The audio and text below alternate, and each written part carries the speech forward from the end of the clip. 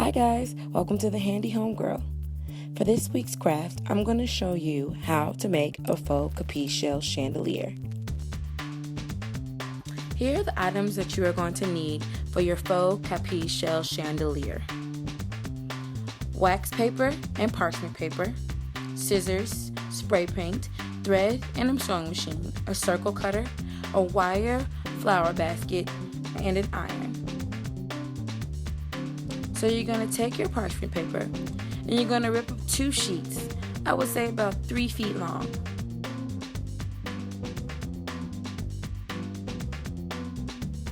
You're going to place them on your ironing board. Then you take your wax paper, and don't buy cheap wax paper. Get the Reynolds Wrap wax paper, because I tried to buy the dollar store wax paper and the whole point of this part is for it to melt together. If you get cheap wax paper, it will not melt, trust me. So I had to go back and spend a little extra money for the expensive Reynolds Wrap, but it was worth it because now this project works. So now I'm taking about 3 to 4 pieces. You can use 3. A lot of the directions that you'll see on Pinterest or YouTube say 3, but I used 4 because I wanted the pieces to be really thick. So my 4 pieces will make my capiz shells really thick and sturdy. And then I take my second parchment paper, put it on top. You want it to iron on a medium setting. Use your iron and start in the middle and work your way out. And you just want to make sure that the wax paper is sealed together, all 3 or 4 sheets depending on how many you use. So I'm working in the middle and I'm spreading it outward, trying to make sure there will be bubbles, because sometimes it looks like the capiz shells look a little bubbly, but you still want to make sure that the pieces are sticking together. So once you take your parchment paper off, you should have a thick piece of wax paper. Now it's time for cutting. So here are what the circles are supposed to look like in the end. And I'm going to take some Scotch tape. I'm going to tape down the wax paper because it can shift, especially since I work on the glass table, it will shift on you. I bought a circle cutter from Michael's. This one changes in diameter because I wanted one that did different sizes. I put this on a 2-inch setting. Just follow the directions on this particular circle cutter to figure out how to do it properly. And this is basically how you cut it out. You place it down, press it, and just move the little thing around. But if you buy this particular circle cutter, they will have great instructions to tell you how to do it. So now I'm just cutting out my circles really fast. And you see sometimes I'm using scissors. Sometimes the cutter didn't cut all the way around. Maybe the knife was dull, but I just used scissors to cut it out, or I switched up my cutter.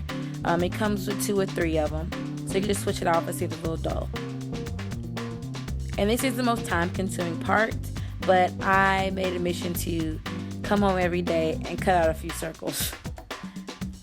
And that's 1 sheet all done.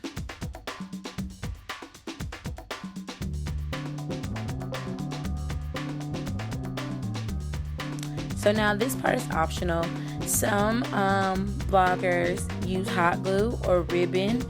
I saw an easier version to sew my faux capiz shells together.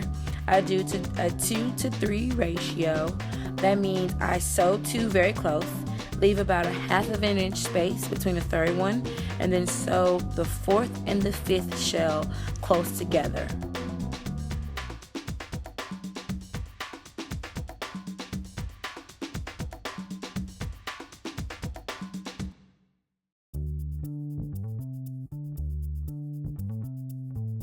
Leaving you 5 shells. I did this with all of my shells, and then I spray painted the wire basket metallic and Rustoleum metallic silver. and let that dry while I was sewing. So now it's time to hot glue the Faux Capiz shells to my wire basket after it's all dry. And so what I do first, put down your hot glue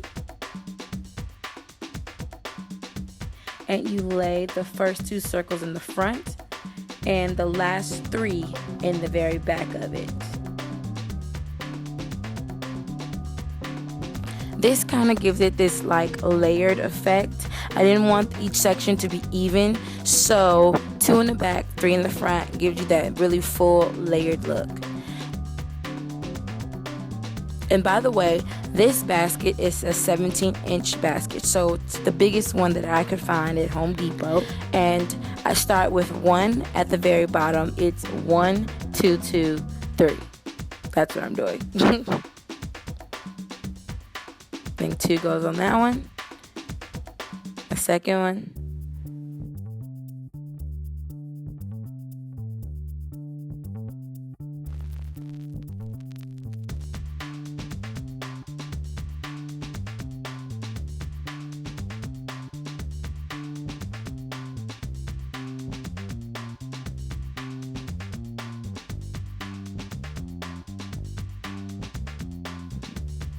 So yeah, it was 1, 2, 2, and then on the last row, I did 3.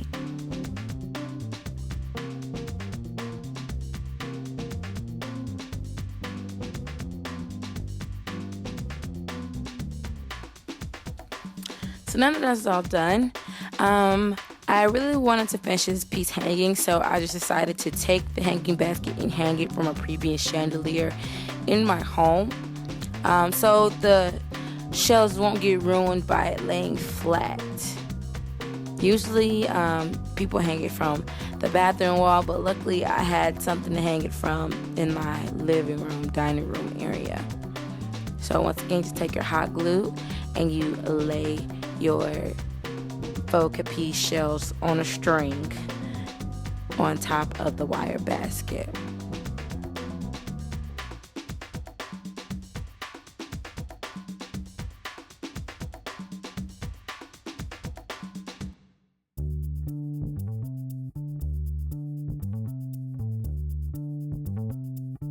And now I wanted to add length to the chandelier, so I sewed together a couple extra pieces of wax paper that I had and cut them out, and I did a 3-to-3 ratio. This added a little bit of fullness at the very middle of the basket and just gave it a little bit more length.